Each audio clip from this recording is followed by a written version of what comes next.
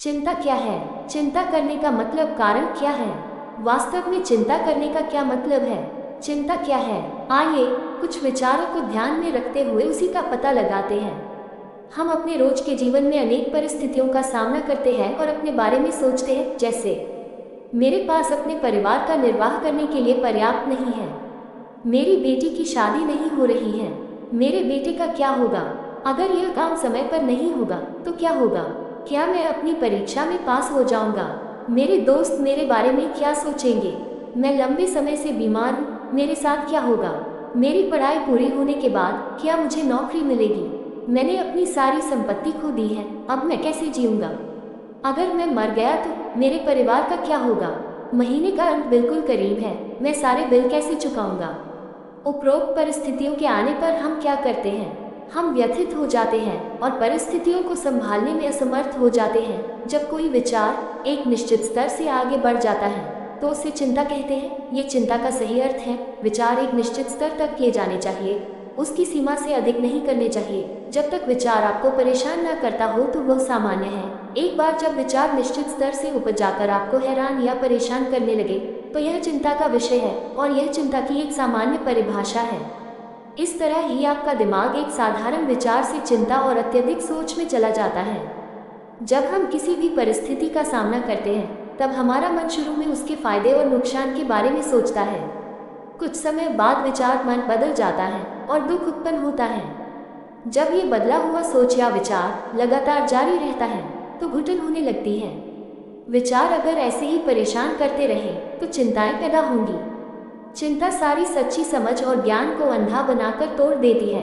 आप सावधान रह सकते हैं लेकिन चिंतित नहीं। सावधान रहना और चिंता करने में बहुत फर्क है। सावधान रहना मतलब जागृत होना और चिंता मतलब विचारों को गहराई से सोचते रहना जो आपको भीतर से खा जाती है।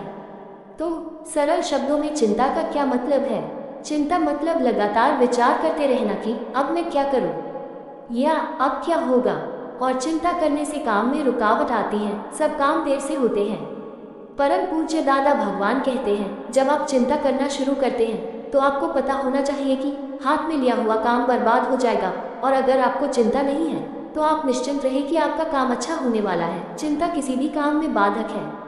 वास्तव में ये दुनिया ऐसी है कि किसी भी व्यक्ति को किसी भी चीज के बारे में चिंता करने की जरूरत ही नहीं है। कुदरत सभी जरूरतों को पूरा करती है। नहाने के लिए पानी, सोने के लिए गद्दा और अन्य सभी आवश्यक चीजें मिल जाती है बिना उसकी चिंता या विचार किए। यदि कोई प्राकृतिक या सहज रहता है तो सभी जरूरतें पूरी होती ही है। चिंता क्यों ज्यादातर लोगों की बड़ी समस्या है? चिंता और परेशानी के कारण क्या है? हम सभी अपने जीवन में चिंताओं से जूझते रहे हैं। ऐसा समय आता है जब हम दूसरों से ज्यादा चिंता करते हैं और कभी कभी ऐसा समय आता है जब हमें चिंता करनी चाहिए पर हम नहीं करते हैं। इसका क्या कारण है? चिंता करना इतना सामान्य क्यों हो गया है? चिंता और परेशानी होने का कारण क्या है? परम पूज्य दादा भगवान ने हमें चिंता के कई कारण दिए हैं। आइए देखते हैं। तेज बुद्धि। क्या आपने कभी किसी बच्चे को हंसते और खेलते हुए देखा है, भले ही उसकी माँ बीमार हो?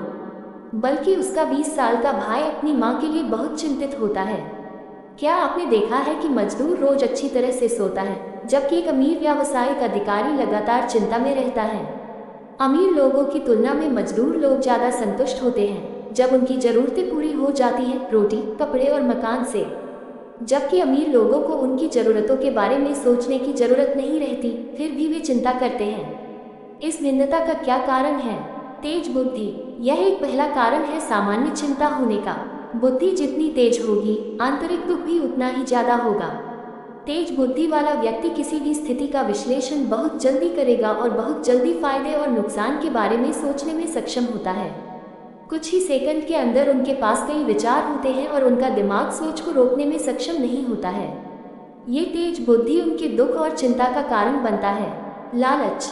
जब एक आदमी एक बड़ा घर, एक बेहतरीन कार और अधिक पैसा आदि बनाने का सपना देखता है तो उसे लालच कहते हैं। वह इन्हें प्राप्त करने के विचारों में ही रहता है और एक बार जब वह उन्हें प्राप्त कर लेता है तो वह इस बारे में ज्यादा चिंतित होता है कि वह इन सब की भरपाई कैसे कर पाएगा।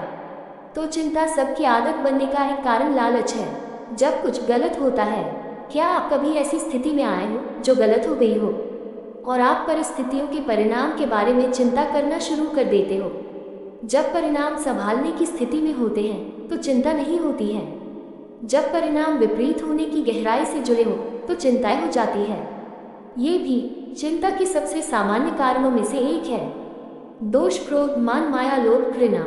जब हम कठिन परिस्थितियों से जूझ रहे होते हैं तो हम अक्सर दूसरों को दोष देते हैं। दूसरों पर दोष लगाकर हम अनावश्यक चिंताएं और दुख पैदा करते हैं। चिंता तब और बढ़ जाती है जब दूसरे व्यक्ति को लगी चोट और उसके परिणामों के कारण क्रोध, अभिमान, छल, लालच बढ़ जाता है। इन क्रियाओं से हमारे संबंधों में द्वेष और तनाव उत्पन्न होता है, जो चिंता और आंतरिक अशांति को बढ़ाता है। जब तुम कर्ता होते हो, भोक्ता भी तुम हो। नीचे दी गई कथा बताती है कि किसी चीज का कर्ता बनना चिंता और दुख का कारण है। एक दिन मैंने परिवार के लिए एक मिष्ठान बनाने का सोचा। मैं उस मिष्ठान को बनाने में माहिर था। मुझे पिछले दिनों इसके लिए जबरदस्त तारीफ मिली थी, इसलिए मुझे खुद पर यकीन था कि यह मिष्ठान वैसा ही बनेगा जैसा मैंने सोचा है। जब मैं रसोई घर में गया तो कुछ सामग्री नहीं थी, तो मैं उन्हें खरीदने बाजार गया, लेकिन बदकिस्मती से हड़ताल के कारण दुकानें बंद थीं। मैं खाली हाथ घर लौट आया। दुखी था कि मैंने जो सोचा नहीं हो पाया। मेरा परिवार क्या सोचेगा। उपलब्ध सामग्री से मैंने कुछ दूसरी डिश बनाने का निर्णय लिया। मैं अपनी तुरंत निर्णय से खुश होकर खाना बनाने रसोई घर में गया, लेकिन इस बार गैस का लाइट नहीं चला। मैंने माचिस जलाई, लेकिन सिलेंडर खाली था। अब मैं क्या करूं? अपने परिवार को क्या बताऊं? वह मेरे बारे में क्या सोचेंगे? ये सारे विचार मुझ पर हावी होने लगे। तब मुझे यकीन हुआ कि मैं भोजन बनाने में सफल इसलिए हुआ था क्योंकि सभी सामग्री उपलब्ध थी जिनकी मुझे ज़रूरत थी। कोई भी काम तभी पूरा होता है जब आपकी ज़रूरत की सभी चीज़ें उपलब्ध हो, सही जगह और सही समय पर। हम एक संजोग हैं। पहले मैं सभी संजोगों को नज़रअंदाज करके क्रेडिट खुद ले लेता था। उस दिन मुझे एहसास हुआ कि मैं किसी भी चीज़ का कर्ता नहीं हूँ। अगर मुझे इस बात का एहसास नहीं होता कि मैं कर्ता नहीं हूँ, तो मैं निराश हो जाता और दूसरों पर दोष लगाता कि हड़ताल करने वाले दोषित हैं, गैस सिलेंडर वाले पर दोष लगाता। दोष देखना, क्रोध, टकराव, चिंता और आंतरिक दुख पैदा करती है। चिंताएं तब होती है जब कोई यह मानने लगता है कि मैं ये सब कर रहा हूँ। चिंता होने का ये मूल कारण है जब कोई सोचता है कि वह अपने जीवन के सभी कार्यों का कर्ता खुद है। तो इस कर्तापने के अहंकार के कारण वह खुद को चिंताओं से दुखी होने के लिए तैयार करता है जब घटनाएं अपनी कल्पना के अनुसार नहीं होती हैं। चिंता करना सबसे बड़ा अहंकार है। मैं करता हूँ, ये कर्तापन का अहंकार। तनाव क्या है? प्रश्नकर्ता, टेंशन यानी क्या? चिंता तो समझ में आ गई, अब टेंशन की व्याख्या बताइए कि टेंशन किसे कहें। दादाश्री, टेंशन उसी के जैसा भाग है, परंतु उसमें सर्वस्व नहीं होता। सभी तरह के तनाव होते हैं। नौकरी का ठिकाना नहीं पड़ता, क्या होगा? एक और बीवी बीमार है, उसका क्या होगा? लड़का ठीक से स्कूल नहीं जाता, उसका क्या? इन सभी तनावों को टेंशन कहते हैं। हमने तो 27 सालों से टेंशन ही नहीं देखा है ना। अब सावधानी और चिंता में बहुत फर्क। सावधानी तो जागृति है और चिंता यानी जी जलाते रहना।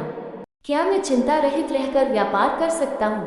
प्रश्नकर्ता, धंधे की चिंता होती है, बहुत अड़चनें आती है। दादाश्री, चिंता होने लगे तो समझना कि कार्य अधिक बिगड़ने वाला है। चिंता नहीं हो तो समझना कि कार्य नहीं बिगड़ेगा। चिंता कार्य की अवरोधक है। चिंता से तो धंधे की मौत आती है। जो चढ़े उतरे उसी का नाम धंधा। पूर्ण गलन है वह। जिसका पूर्ण हुआ उसका गलन हुए बिना रहेगा ही नहीं। इस पूर्ण गलन में आपकी कोई मिल्कियत नहीं है, और जो आपकी मिल्कियत है उसमें कुछ पूर्ण गलन होता नहीं। ऐसा शुद्ध व्यवहार है। यह आपके घर में आपके बीवी बच्चे सभी पार्टनर्स हैं। प्रश्नकर्ता, सुख दुख के भोगवटे में हैं। दादाश्री, आप अपने बीवी बच्चों के अभिभावक कहलाते हो। सिर्फ अभिभावक को ही चिंता क्यों करनी चाहिए?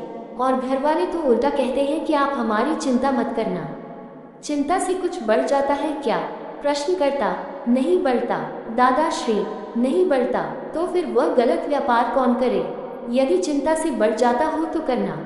टॉप सनने के लिए धन्यवाद। ओशो टॉप को सनने के लिए बने रहे हमारे चैनल के साथ।